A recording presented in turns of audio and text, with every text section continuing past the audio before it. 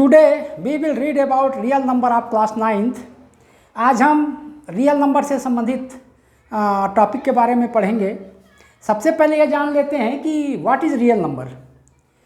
देखो, counting number को अपन रियल नंबर कहते हैं।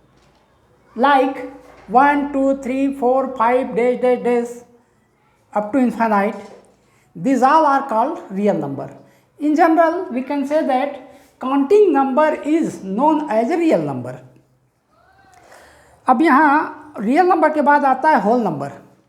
रियल नंबर में यदि हम जीरो को भी इंक्लूड कर लें तो जो हमको सेट मिलेगा, जो कलेक्शन मिलेगा, वो होल नंबर है। अब होल नंबर के बाद आता है रेशनल नंबर।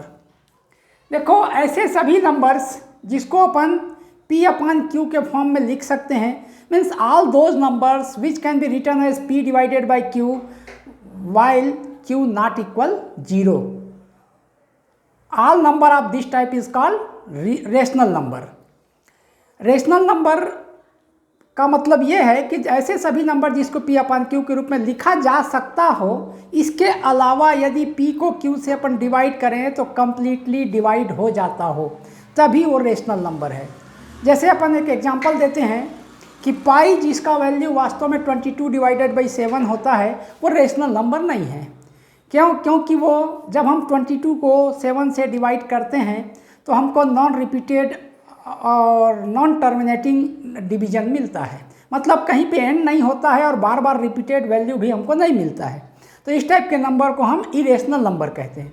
मतलब ऐसे सभी नंबर जिसको P/Q के फॉर्म में लिखा जा सकता हो और P को Q से यदि अपन डिवाइड करें तो पूरी तरह से डिवाइड हो जाता हो, या फिर टर्मिनेटिंग नंबर मिलता हो, या फिर रिपीटिंग नंबर मिलता हो, तभी वो रेशनल नंबर है।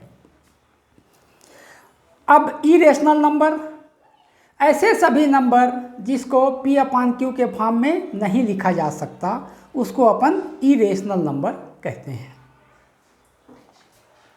अब यहाँ कुछ numbers which cannot be written as P/Q, all this type of number is called irrational number. अब हम कुछ algebraic operations के बारे में जानेंगे जिसको आप पहले ही अर्लियर क्लासेस में अपन पढ़ चुके हैं।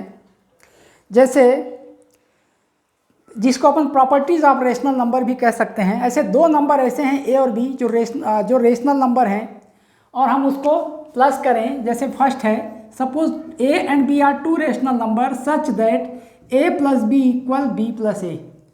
तब हमको इसको क्या कहते हैं कि ये जो एडिशन, जो बाइनरी ऑपरेशन है, जो यहाँ पे एडिशन है, वो कम्यूटेटिविटी को फॉलो करता है। मतलब अपन ऑर्डर को चेंज कर दें A और B को, A प्लस B लिखें या B प्लस A लिखें, तो इससे हमको किसी भी प्रकार का कोई फर्क नहीं पड़ता है। यदि इस रूल को फॉलो करता है वो जो सेट ऑफ रेशनल नंबर है, तब हम कहते हैं कि रेशनल नंबर जो है वो कम्यूटेटिविटी को फॉलो करता है। अब दूसरा है एसोसिएटिविटी। इफ, अब कम्यूटेटिविटी को अपन ऐसा भी कह सकते हैं, if two numbers A and B which belongs to nature set of natural number and follow the rules of A plus B equal B plus A, it means if we change the order of addition, then its value does not change. Then we say that the set of rational number follow the law of commutativity, या हिंदी क्रम विनिमय नियम का पालन करता है, ऐसा भी अपन कह सकते हैं। सेकेंड है एसोसिएटिविटी। एसोसिएटिविटी के लिए suppose ABC, if A, B, C all belongs to Q, it means set of real number such that A plus B plus C equal A plus B plus C। इसका मतलब यह है कि यदि A, B, C 3 rational numbers हैं और वो इस टाइप हैं कि पहले अपन A प्लस B फाइंड करते हैं, फिर प्लस C करते हैं, या फिर पहले B प्लस C फाइंड करते हैं, फिर प्लस A करते हैं, तो दोनों सेम आनी चाहिए। मतलब किसी के साथ किसी को ऐड करें, इससे रिजल्ट में कोई फर्क ना पड़ता हो, then we say that set of rational number follow the law of associativity. In other word, if A, B, C are 3 rational number such that A plus B plus C equal a plus b plus c. Then we say that set of rational number follow the law of associativity. And third, additive identity. What is additive identity? If A is an element which belongs to Q, means A is an element which is a rational number also, and such element A where A plus B equal B, means एक ऐसा element होनी चाहिए Q में जिसको किसी के साथ अपन add करें तो उसमें कोई फर्क ना पड़े. It means A plus B equal B. Then A is called additive identity. What is additive identity? We all know that 0 is additive identity. While 0 is added to an element of Q, it means 0 plus A equal A plus 0 equal A. Means 0 को किसी के साथ add करते हैं तो उसके addition में हमको कोई फर्क नहीं पड़ता है.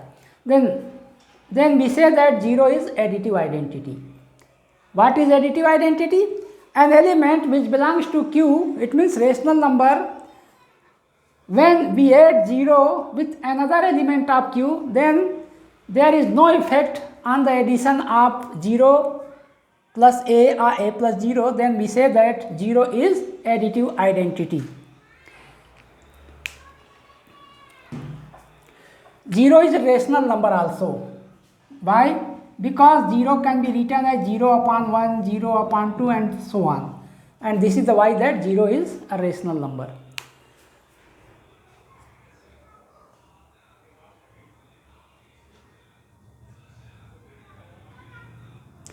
Additive inverse.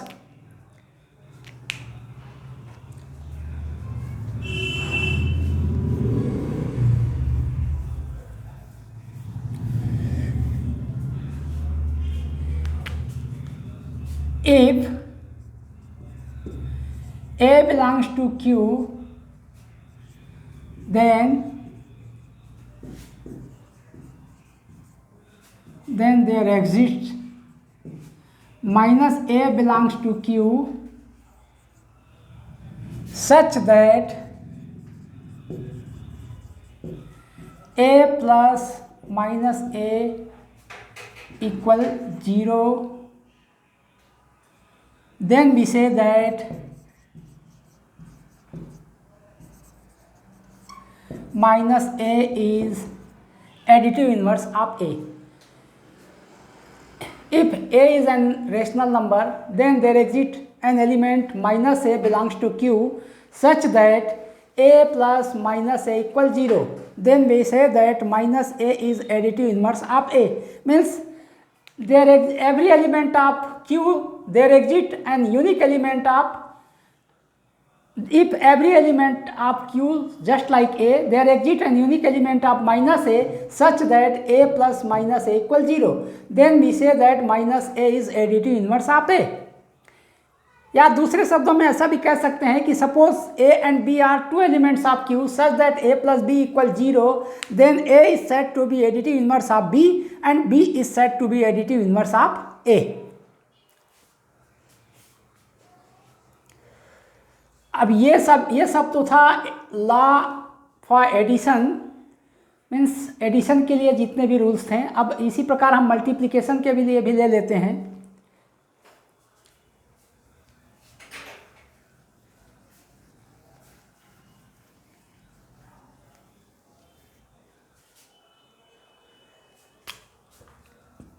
Let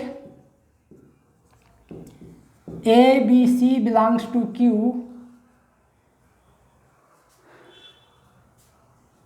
then first if A into B equal B into A for all A, B belongs to Q. मतलब यदि सब A, B, C, Q के तीन एलिमेंट्स हैं, या हम कह सकते हैं if A, B and C are three elements of Q are a set of rational number such that A into B equal B into A for all A, B belongs to Q, then we say that multiplication of rational number follow the law of commutativity. Means दो rational number का multiplication भी commutativity को follow करता है। Commutativity का मतलब ये है कि अपन आर्डर चेंज कर दें तो उससे कोई फर्क नहीं पड़ना चाहिए, तब हम कहते हैं कि ये लॉ ऑफ कम्यूटेटिविटी को फॉलो करता है। सेकेंड है associativity for multiplication. Suppose a into B into C. अब यदि हम इसको a into B into C करें तो इससे कोई फर्क नहीं पड़ना चाहिए।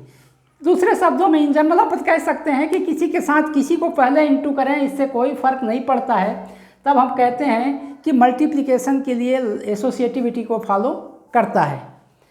Means if a into B into c equal a into B into c for all a b c belongs to q, then we say that multiplication of rational number follow the law of associativity. Third, multiplicative inverse. यहाँ पे suppose a belongs to q, then 1 upon a also belongs to q such that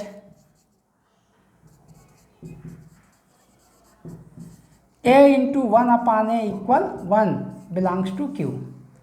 Then 1 upon a is said to be multiplicative inverse of a. दूसरे शब्दों में अपन ऐसा कह सकते हैं कि suppose a is an element of q, then 1 upon a also belongs to q such that a into 1 upon a equal 1 also belongs to q. Then we say that 1 upon a is the multiplicative inverse of a. या ऐसा कह सकते हैं अपन कि प्रत्येक rational number के corresponding एक multiplicative inverse होता है। अब वो इस प्रकार होता है कि दोनों को इंटू करें तो हमको मल्टीप्लिकेटिव आइडेंटिटी मिले। 1 is here multiplicative identity. Suppose in general ऐसा लिख सकते हैं अपन a into b equal b into a equal 1, then this implies that a is multiplicative inverse of b and b is multiplicative inverse of a, where 1 is multiplicative identity. What is multiplicative identity? 1 belongs to q such that 1 को हम किसी के साथ multiply करें, या it can be written as 1 into a equal 1 into b, 1 into a equal a, 1 into b equal b. Means वो 1 को हम किसी के साथ मल्टीप्लाई करें उससे कोई फर्क नहीं पड़ता है, तब इसीलिए हम इस 1 को मल्टीप्लिकेटिव आइडेंटिटी कहते हैं। तो यहाँ पे a और b एक दूसरे के मल्टीप्लिकेटिव इन्वर्स तभी होंगे जब a इंटू बी और b इंटू ए करें तो हमको 1 मिले। यदि ऐसा है तो a को अपन मल्टीप्लिकेटिव इन्वर्स ऑफ b और b को हम मल्टीप्लिकेटिव इन्वर्स ऑफ a कहते हैं। ये सब फंडामेंटल रूल्स हैं, तो पहले भी आप 7th 8th स्टैंडर्ड में सब पढ़े होंगे।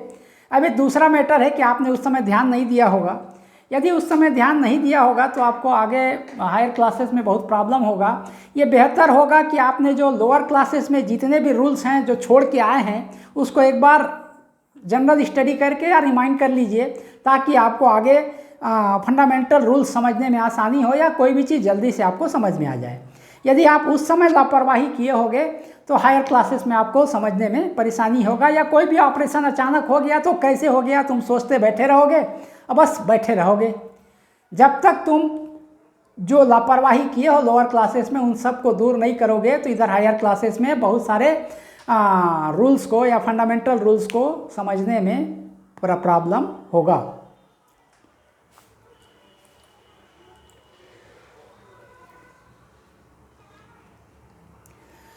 Set of real number.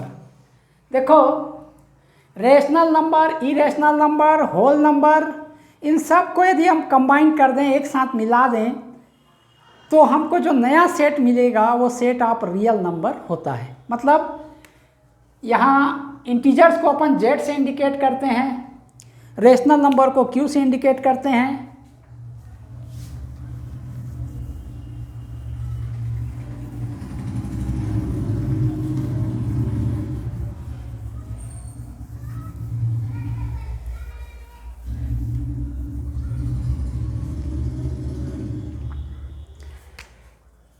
Z जो है वो इंटीजर्स है, एन जो है natural number, set of natural number है, और क्यू जो है रेशनल नंबर है।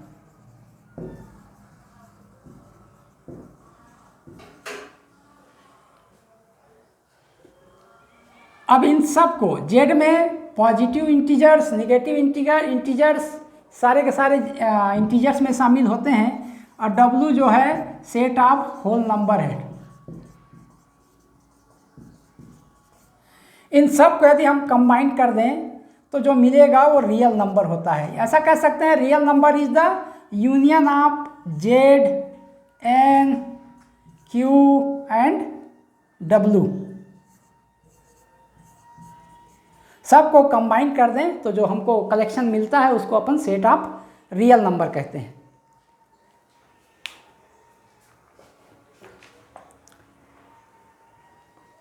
अब absolute value of real number, absolute value होता क्या है?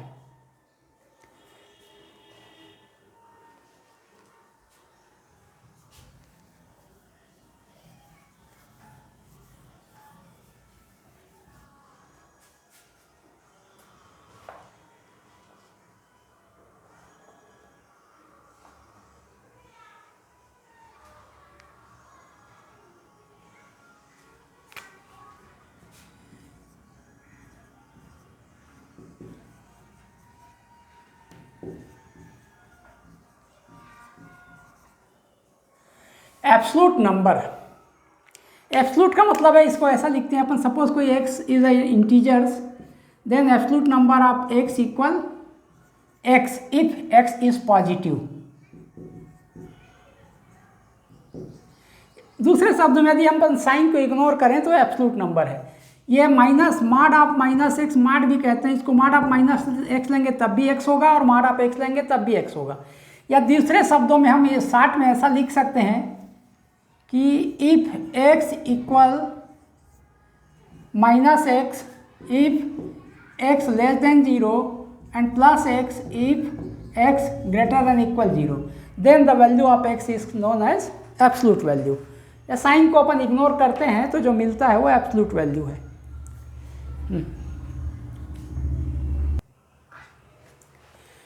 अब आता है टर्मिनेटिंग नंबर। अब टर्मिनेटिंग नंबर होता क्या है, देखो, यदि हम किसी नंबर को, यदि p अपॉन q के फॉर्म में यदि कोई नंबर है, if we have a number in the form of p upon q and if we divide p by q, then p completely divisible by q, then we say that the given number is terminating number। या ये कह सकते हैं कि p को अपन q से यदि divide करते हैं तो completely डिवाइड हो ये, तब हम उसको टर्मिनेटिंग नंबर कहते हैं। जनरली टर्मिनेटिंग नंबर में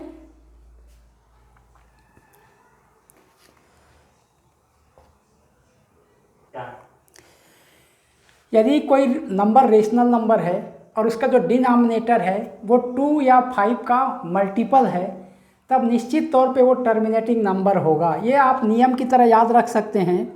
या ये कह सकते हैं कि if the denominator of rational number is 2 or 5, a power of 2 or 5। ये कहने का मतलब ये है कि कोई भी ऐसे सपोज p अपॉन q है और यहाँ q को अपन हम 2 और 5 के मल्टीपल के फॉर्म में लिख सकते हैं, 2 इंटू 5 इंटू समथिंग ऐसा लिख सकते हैं, या फिर 2 का पावर n इंटू 5 का पावर m ऐसा लिख सकते हैं। तो यदि इस फॉर्म में है डिनोमिनेटर, मीन्स 2 और 5 के मल्टीपल हो, या 2 का पावर n 5 का पावर m इस फॉर्म में हो, तो निश्चित तौर पे वो टर्मिनेटिंग नंबर होगा। या फिर अपन यदि इस फॉर्म में है p और q को यदि डिवाइड करते हैं तो निश्चित तौर पे वो कम्प्लीटली डिविजिबल होगा। Then it means p upon q is terminating number if its denominator can be written as multiple of 2 or 5, a multiple of 2 raised to the power n into 5 raised to the power m।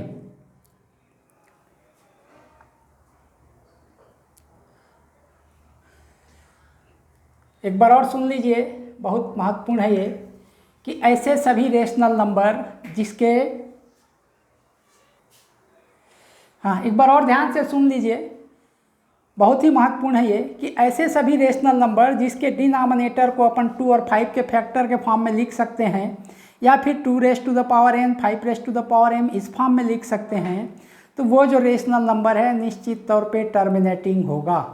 Terminating से मतलब ये है कि nominator को हम denominator से divide करेंगे तो पूरी तरह से डिविजिबल होगा। अब यदि ऐसे रेशनल नंबर जिसके डिनोमिनेटर को 2 और 5 के फैक्टर के फॉर्म में नहीं लिख सकते या 2m 5m इस फॉर्म में नहीं लिख सकते, तो ये सारे के सारे नंबर इरेशनल नंबर होंगे, सॉरी नॉन टर्मिनेटिंग नंबर होंगे। नॉन टर्मिनेटिंग से मतलब ये है कि वो डिवाइड जब करेंगे तो पूरी तरह से डिवाइड नहीं होगा, या तो रिपीटिंग नंबर मिलेगा या लगातार डिवाइड होता जाएगा और नॉन रिपीटिंग नंबर भी मिल सकता है।